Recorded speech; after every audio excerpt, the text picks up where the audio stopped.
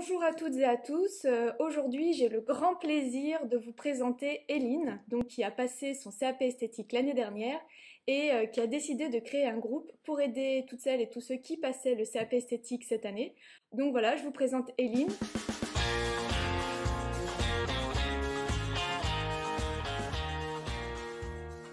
Donc, je m'appelle Eline, j'ai 25 ans, j'habite sur la région toulousaine et j'ai passé mon CAP esthétique donc l'année dernière en 2020, oui c'est ça puisqu'on est en 2021.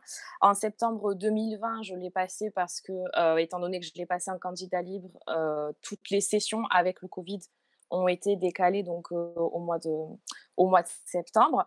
Donc voilà, je l'ai fait comme ça et avant ça, j'ai fait un bac général, tout ce qui est plus classique, un bac L. J'ai enchaîné sur un master de sociologie et après ça, j'ai voulu partir en BTS, mais il s'avère que le BTS ne m'a pas plu du tout et donc le BTS esthétique, je l'ai laissé tomber. J'ai fait quelques mois et j'ai laissé tomber et je suis partie en reconversion donc dans une formation de maquilleuse pro et aujourd'hui donc je suis maquilleuse professionnelle sur Toulouse. Voilà. Et du coup, au départ, pourquoi tu as voulu passer ce CAP esthétique? C'était quoi ton objectif? Alors de base, moi j'ai voulu le passer parce que je me suis dit que déjà, si j'avais eu les quelques mois de cours en BTS où j'avais donc eu l'occasion de voir les machines, voir l'entraînement, voir comment ça se passe de manière générale en cours, je me suis dit que que ça aurait été dommage en fait que je termine pas au moins ce cursus-là pour le CAP, histoire de me dire que la sphère esthétique est terminée. Et aussi et surtout, en tant que maquilleuse professionnelle, vu que je veux être à mon compte et vu que je veux ouvrir mon auto-entreprise, pour ça, il faut que je m'inscrive à la chambre des métiers. Et pour que je m'inscrive à la chambre des métiers, je dois obligatoirement être titulaire d'un CAP. Donc, je me suis dit, en fait, autant faire d'une pierre deux coups. Et voilà, donc c'était pour ça notamment. Ok. Et du coup, est-ce que tu peux nous dire pourquoi tu as décidé de passer le CAP esthétique en candidat libre et pas via une école ou, voilà, pourquoi tu as décidé de le faire seul? Je l'ai passé en candidat libre parce qu'au moment où je me suis inscrite donc, en BTS, j'avais déjà réglé la totalité de mon année et que même si je me suis désinscrite par la suite, il était impossible de me rembourser ce que j'avais déjà réglé. Donc, je me suis retrouvée en école de maquillage ensuite, ce qui m'a également coûté de l'argent quand même. Et je n'avais clairement pas assez pour faire les deux, sachant que je travaillais à côté justement pour financer cette formation-là. Donc je me suis dit, bah, on va y aller au culot. Au mieux, ça passe et tant mieux. Au pire, si ça passe pas, moi, j'aurais rien perdu parce que du coup, j'avais déjà tout le matériel de BTS. J'avais pas grand-chose à acheter de plus. Donc, je me suis dit, on va voir, on va ressortir les bouquins, les 2-3 cours que j'avais et, et on va faire comme ça et on verra comment ça se passe. Après, j'ai bossé comme une acharnée, mais, mais au final, c'est passé. Donc, c'est pour ça que je choisis de le faire comme ça parce que je n'avais ni le temps, ni l'apport financier, en fait, pour refinancer une année et je voulais exercer assez vite en fait à l'issue de ma formation de maquilleuse parce que c'est vrai que là j'arrive à 25 ans et j'ai quand même envie d'avoir vraiment mon boulot à moi et arrêter de faire des petits boulots pour financer mes études. Donc j'avais pas envie d'attendre une année supplémentaire et je me suis dit voilà, au mieux ça passe, au pire ça passe pas, c'est pas grave, je le retenterai l'année prochaine et puis on verra quoi. Et du coup, est-ce que tu pourrais nous expliquer, enfin nous raconter un peu ton expérience au niveau de l'examen, comment ça s'est passé? Alors, pour moi, l'examen, donc je l'ai passé évidemment sur Toulouse. J'ai passé les deux épreuves pratiques le même jour, le P2 le matin et le P1 l'après-midi. On arrive au centre d'examen, je crois, à 7h30, vu que les épreuves commencent à 8h, je crois, quelque chose comme ça. On était une dizaine à passer l'examen en même temps, mais du coup, on n'était que des candidats libres, forcément, puisqu'avec le Covid, toutes les candidates en école, en fait, enfin, normalement, elles avaient passé le contrôle continu, je crois. Enfin, ça avait été séparé, donc on n'était que des candidates libres. On était une dizaine normalement, je crois qu'il en manquait deux ou trois, donc on devait arriver à 7-8 personnes, je pense. Il y avait 4 jurys d'examen, je crois, quelque chose comme ça. 3 ou 4, je sais plus. Et donc, on est arrivé en EP2 le matin, tout le monde s'est changé, a installé son matériel, tout ça. On a commencé l'épreuve écrite. Je me souviens pas totalement de ce qui est tombé à l'écrit, par contre. Je sais qu'on a eu des schémas et d'autres questions, mais je me souviens pas exactement. Et ensuite, le sujet, c'était épilation demi-jambe. Épilation demi-jambe, sourcil obligatoire forcément, plus aisselle. Et ensuite, pour les ongles, c'était sur les mains. C'était sur les mains et c'était une manucure traditionnelle, en fait, vernis laqué rouge ou peut-être bleu. Je ne sais plus, mais vraiment manucure traditionnelle. Donc, moi, j'ai eu du mal parce qu'en fait, je trouvais que la cire n'était pas assez liquide. En fait, elle n'avait pas assez chauffé. Et malheureusement, le temps qu'on remette le thermostat sur la cire, bah, il y avait pas le temps qu'elle chauffe suffisamment vite pour que nous, on puisse faire toutes nos épilations. Donc, j'ai appliqué la cire sur ma modèle. La cire restait collée. C'était absolument lamentable. Donc, j'ai perdu énormément de temps sur l'épilation. J'étais en galère, ça me faisait stresser. En plus, avec les masques, la visière, j'avais tellement chaud. C'était une bouilloire, ce centre d'examen, c'était horrible. Donc, j'ai pris énormément de retard sur l'épilation, mais je me suis dit, ok, c'est pas grave, allez, on se démonte pas, on va se rattraper sur la manucure. Et du coup, donc, j'ai eu le temps de faire tout mon protocole de beauté des ongles. J'ai mis la base, j'ai mis première couche de vernis et j'ai pas eu le temps de terminer ma deuxième couche de vernis ni de mettre le top coat que le temps s'est arrêté. Mon EP2 s'est passé comme ça, donc je savais pas trop comment c'était parce que c'est vrai que moi, ça faisait quand même longtemps que j'avais pas eu l'occasion de pratiquer en plus. Je le faisais à la maison, etc. parce que j'avais tout le matériel nécessaire, mais c'était pas quelque chose qui était courant pour moi. Et vu qu'en plus j'avais galéré avec la cire et que j'avais tellement galéré avec la cire que j'ai pris du retard sur les ongles, je me suis dit mais en fait cette épreuve va être une grosse blague, enfin vraiment c'est pas possible. Donc c'est pas grave, je vais essayer de me rattraper sur le P1 parce que je savais que c'était l'épreuve qui avait le plus gros coef. Et c'était aussi l'épreuve sur laquelle moi j'avais le plus de difficultés parce que le modelage c'est quelque chose que j'appréhendais énormément, vraiment énormément. Donc en fait c'était là qu'était le plus gros défi pour moi, clairement. Mais j'avais tellement travaillé mon modelage. Je connaissais pas grand-chose, hein. Je connaissais vraiment les manœuvres de base, les effleurages de base et rien de plus parce que tout ce qui était drainage, battage, éventail, c'était quelque chose que je n'arrivais pas à faire. Mais je me suis dit, c'est pas grave. Au moins, tu montres que la base, tu la connais et on verra. Et du coup, le P1, c'était une peau grasse à imperfection. Je ne me souviens plus exactement des détails du sujet, mais peau grasse à imperfection qui veut juste un maquillage frais. Et il y avait également un gommage des pieds. Donc l'épreuve s'est quand même globalement bien passée parce que je trouve que peau grasse, c'était pas quelque chose de très difficile en soi, beaucoup moins qu'une peau mature ou une peau sénescente, par exemple. Donc ça s'est plutôt bien passé. J'ai bossé mon modelage, j'ai fait 18 minutes de modelage. J'étais super fière de moi parce que c'était ce que je maîtrisais le moins et qu'au final, j'ai été celle qui a fait le modelage le plus long de toute la salle. Donc j'étais super contente. Je suis restée super concentrée, super focus. J'ai fait mon gommage des pieds pendant le masque visage. Et après, le maquillage, j'avoue que le maquillage, c'était pas du tout quelque chose pour lequel je m'inquiétais, vu que c'est ma formation de base. Et il me restait, je crois, 10 minutes pour le maquillage. Et en fait, je l'ai terminé en moins parce que c'était vraiment pas quelque chose qui m'inquiétait plus que ça. Donc, je l'ai passé comme ça. Je suis sortie de la journée absolument épuisée, absolument fanée. Je n'en pouvais plus. Et je me suis dit, bon, ok, c'est passé. On verra. Je sais pas si ça s'est bien ou mal passé. On verra bien. Et il se trouve qu'au final, j'ai eu 14,5 en EP1. Merci le modelage, du coup. Et 12 en EP2, mais qui du coup s'expliquait. Donc j'ai eu la moyenne sur les deux. Et l'EP3, je sais plus si c'est passé avant ou après mes épreuves pratiques. Non, il s'est passé après. J'ai eu l'EP3 après les épreuves pratiques. Et donc je suis arrivée, j'ai attendu mon tour comme tout le monde parce qu'ils faisaient passer les candidates par ordre alphabétique. Et moi, vu que mon nom de famille commence par M, j'ai attendu un petit moment. Et en fait, en arrivant, il y avait forcément déjà des candidates qui attendaient aussi leur tour. Donc on a discuté pour dire comment ça s'est passé, toi, les épreuves, tout ça.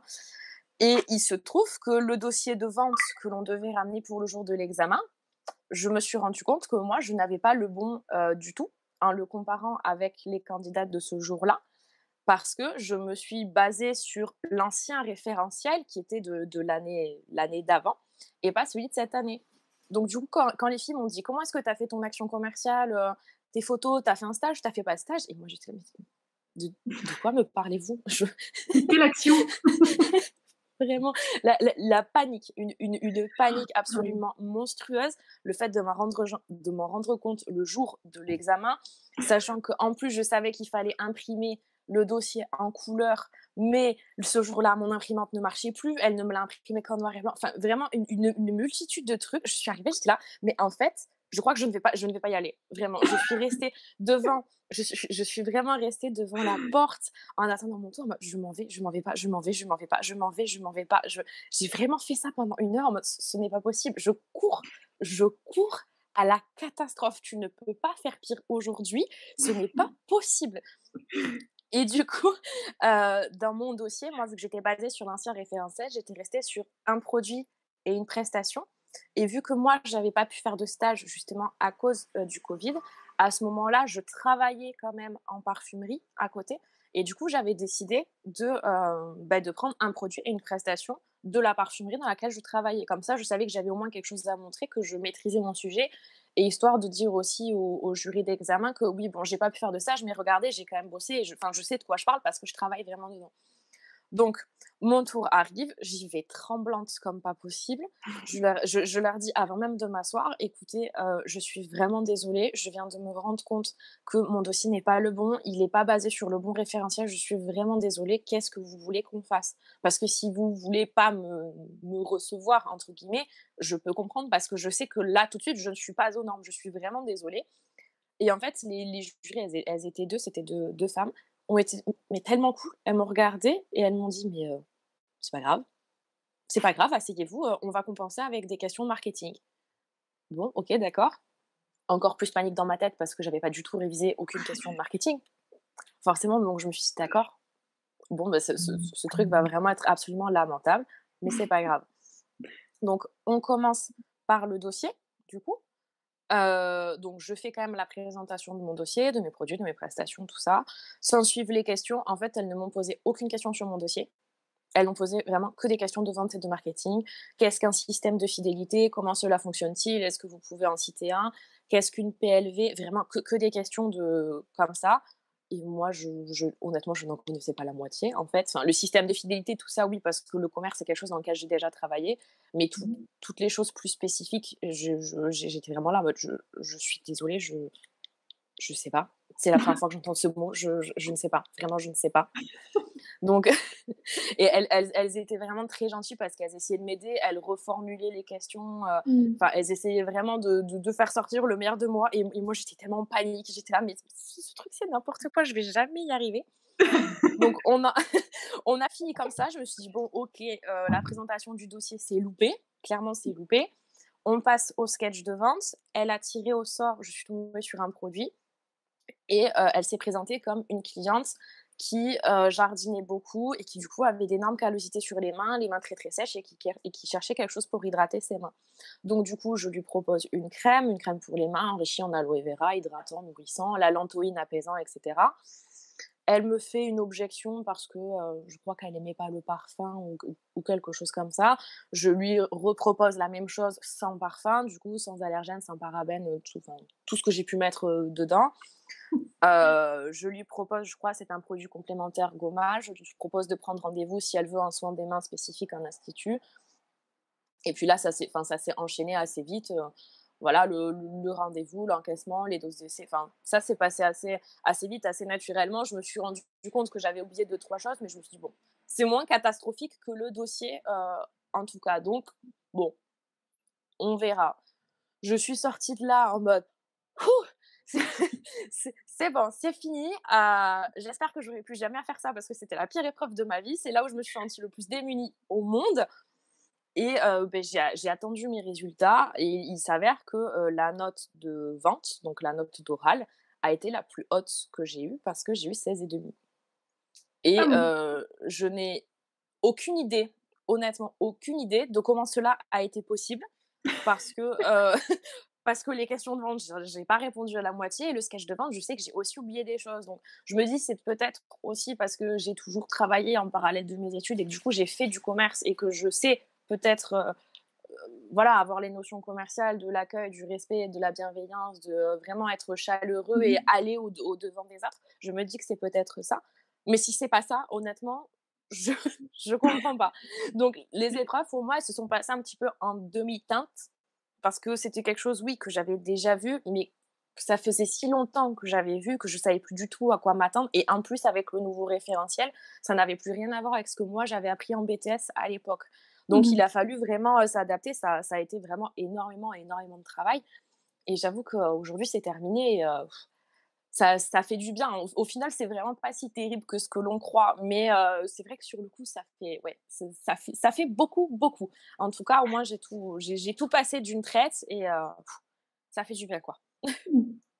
Ouais, j'imagine qu'une fois que c'est fini, tu souffles enfin et tu vas te détendre au soleil, quoi. Ah oui, oui, mais c'est ça, c'est tout à fait ça.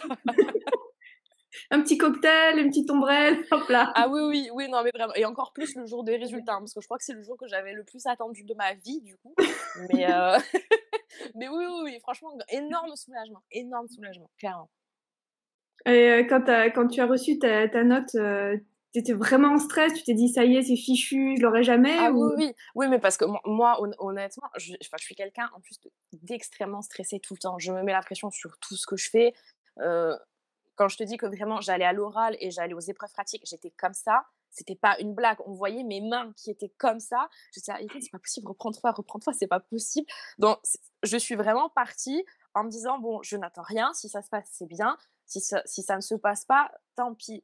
Mais honnêtement, en étant sortie de là, je me suis dit: «Avec toutes les petites erreurs cumulées que j'ai faites, ce n'est pas possible, en fait. Je ne peux pas l'avoir». Je pense peut-être avoir validé le P1 parce que je me suis sentie bien plus en confiance que le reste.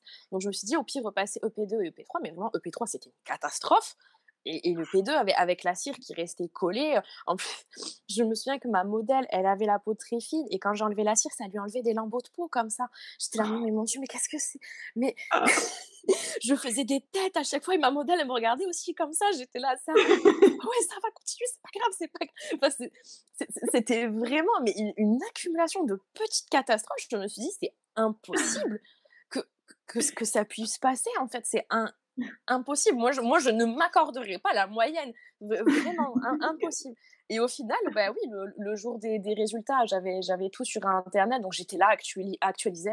Et puis bon, au final, ça arrivait toujours pas, donc je l'ai un petit peu oublié. Et c'est quand, je crois, c'est plus tard, quand je suis allée sur Facebook ou sur Internet, qu'en fait, je me suis rappelé: «Ah, mais oui, c'est vrai, c'est aujourd'hui les résultats». Donc j'y suis retournée et là, j'ai vu Léna et mon Dieu, mais j'ai hurlé de joie. J'ai appelé ma maman en pleurant. Enfin, mais vraiment, la fierté et le soulagement. En mode, je sais pas comment c'est arrivé, mais c'est là. Alors je le prends. Je suis trop contente. C'est trop bien. Youpi, quoi. Voilà. Voilà comment ça s'est passé pour moi. Et du coup, si on reprend, tous les examens, toute cette préparation, quelle a été pour toi la plus grande difficulté?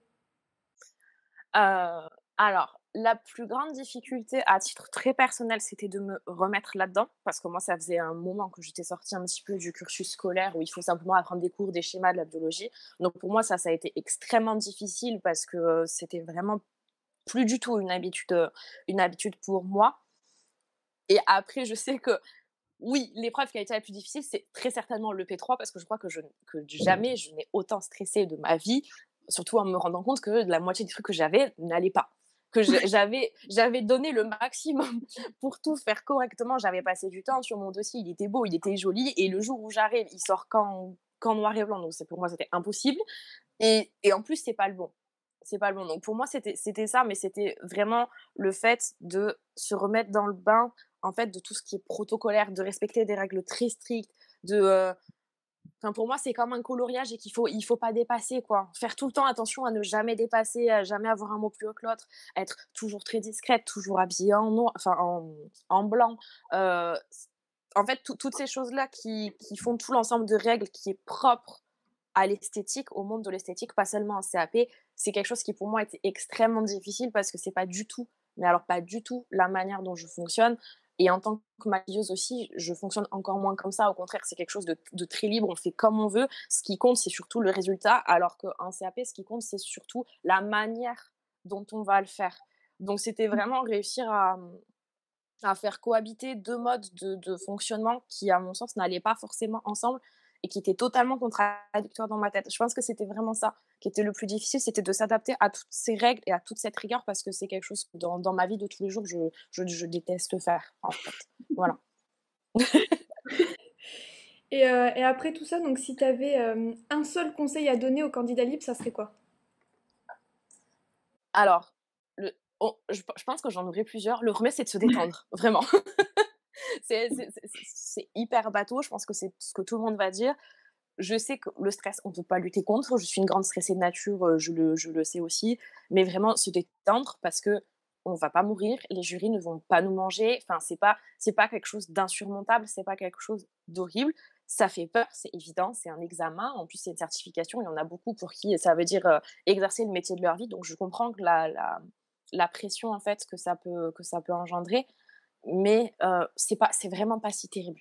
C'est vraiment pas si terrible. Les jurys, en plus, de manière générale, même si on peut avoir l'impression qu'ils sont assez froids ou hautains, c'est quelque chose qu'ils font justement pour tester nos réactions et notre résistance et notre réactivité au stress. Ça n'a rien à voir avec les personnes qui sont, ce sont pas des démons qui sont là pour venir nous enlever des points en fait. Leur but, c'est justement que tout le monde puisse réussir à avoir son examen dans l'optique où il a les compétences pour le faire, bien sûr, mais voilà, les jurys d'examen sont pas du tout pour nous descendre. En tout cas, c'est pas du tout l'impression que moi j'ai eue, parce qu'ils ont tous été extrêmement gentils, extrêmement compréhensifs et même extrêmement valorisants, comme ben, pour le P3. En fait, elle m'a aidé à chercher mes mots, etc. Alors, je pense que chacun gérera un petit peu la chose comme il le souhaite, et ça reste très spécifique au jury. Mais je pense que la première chose, c'est oui, c'est ça, c'est prendre du recul, relativiser. Ça va, tout va bien, c'est une épreuve, ça passe, tant mieux, ça ne passe pas, c'est pas grave, ça se retente, c'est pas, ça veut pas dire que notre vie est terminée, ou donc vraiment prendre du recul sur les choses. Et je pense que la seconde chose que je dirais, c'est pratiquer. C'est vraiment pratiquer, pratiquer, pratiquer, pratiquer, parce qu'il y a que ça qui, pour les épreuves pratiques, peuvent nous sauver. Même si, en plus, actuellement, bon, même si on commence à en sortir avec la Covid, je sais que ça a été très, très compliqué pour tout le monde, mais se le faire sur soi, se le faire sur ses copines, sur sa famille, sur ses parents, même sur son petit copain, peu importe.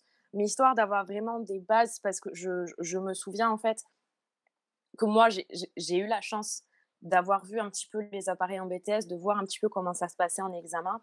Et quand j'ai regardé autour de moi les filles qui le passaient en même temps que moi et qui n'avaient rien vu, j'ai vu dans leurs yeux qu'elles étaient perdues. Mais vraiment, ça se voyait même pendant les modelages.